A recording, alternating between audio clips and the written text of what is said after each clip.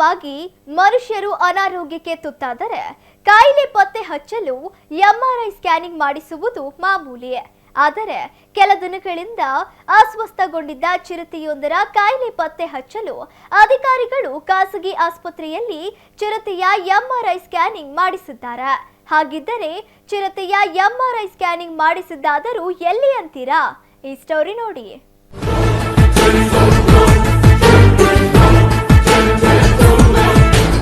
ಚಿರತೆಗೆ MRI scanning ಮಾಡಿಸಿದ ಅಧಿಕಾರಿಗಳು.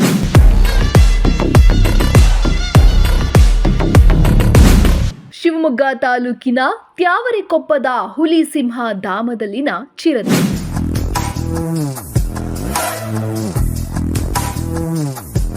ಶಿವಮೊಗ್ಗದ ಖಾಸಗಿ ಆಸ್ಪತ್ರೆಯಲ್ಲಿ ಚಿರತೆಗೆ ಎಂಆರ್ಐ ಸ್ಕ್ಯಾನಿಂಗ್.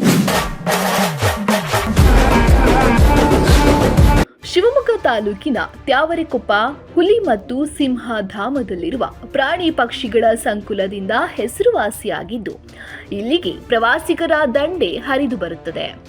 ಇಂಥ ಹುಲಿ ಸಿಂಹ ಧಾಮದಲ್ಲಿರುವ ಭದ್ರಾ ಎಂಬ ಚಿರತೆ ಕಳೆದ ಕೆಲ ದಿನಗಳಿಂದ ಅಸ್ವಸ್ಥಗೊಂಡಿದ್ದು ಶಿವಮೊಗ್ಗದ ಖಾಸಗಿ ಆಸ್ಪತ್ರೆಯಲ್ಲಿ ಅಧಿಕಾರಿಗಳು ಚಿರತೆಯ ಎಂಆರ್ಐ ಸ್ಕ್ಯಾನಿಂಗ್ ಮಾಡಿಸಿದ್ದಾರೆ.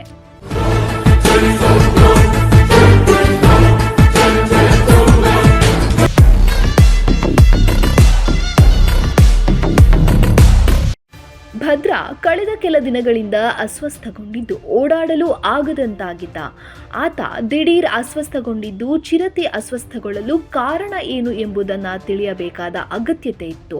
ಬೆನ್ನುರಿಗೆ ಪೆಟ್ಟು ಬಿದ್ದಿದೆಯೇ ಅಥವಾ ಸೋಂಕಿಗೆ ತುತ್ತಾಗಿ ಅನಾರೋಗ್ಯಕ್ಕೆ ಒಳಗಾಗಿದೆಯಾ ಎಂದು ತಿಳಿದುಕೊಳ್ಳಲು ವೈದ್ಯರು ಎಂಆರ್ಐ ಸ್ಕ್ಯಾನಿಂಗ್ಗೆ ಶಿಫಾರಸು ಮಾಡಿದ್ರು.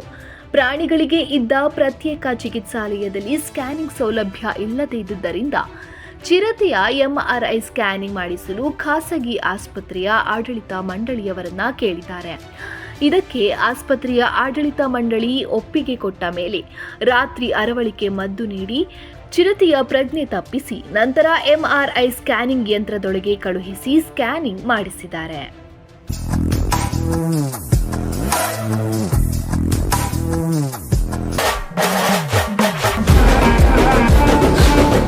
ಭದ್ರಾ ಚಿರತೆಯನ್ನ ಎಂಆರ್ಐ ಸ್ಕ್ಯಾನಿಂಗ್ ಮಾಡಿಸಿದ್ದು ಇದೀಗ ಅದರ ವರದಿ ಬಂದಿದೆ. ಚಿರತೆಗೆ ವಯೋಸಹಜವಾಗಿಯೇ ಪಾರ್ಶ್ವವಾಯು ತಗುಲಿರುವುದು ಗೊತ್ತಾಗಿದೆ. ಚಿರತೆಯ ಆರೋಗ್ಯ ಸ್ಥಿರವಾಗಿದ್ದು ಇದೀಗ ಚಿರತೆಗೆ ಹುಲಿಸಿಂಹ ಧಾಮದ ಆಸ್ಪತ್ರೆಯಲ್ಲಿ ಚಿಕಿತ್ಸೆ ನೀಡಲಾಗುತ್ತಿದೆ. ಭದ್ರಾ ಚಿರತೆ ಮನುಷ್ಯರ ಚಿಕಿತ್ಸೆಗಾಗಿ ಇರುವ ಆಸ್ಪತ್ರೆಯಲ್ಲಿ ಎಂಆರ್ಐ ಸ್ಕ್ಯಾನಿಂಗಿಗೆ ಒಳಗಾದ ಮೊದಲ ವನ್ಯಜೀವಿ ಎಂಬ ಹೆಗ್ಗಳಿಕೆಗೆ ಪಾತ್ರವಾಗಿದೆ.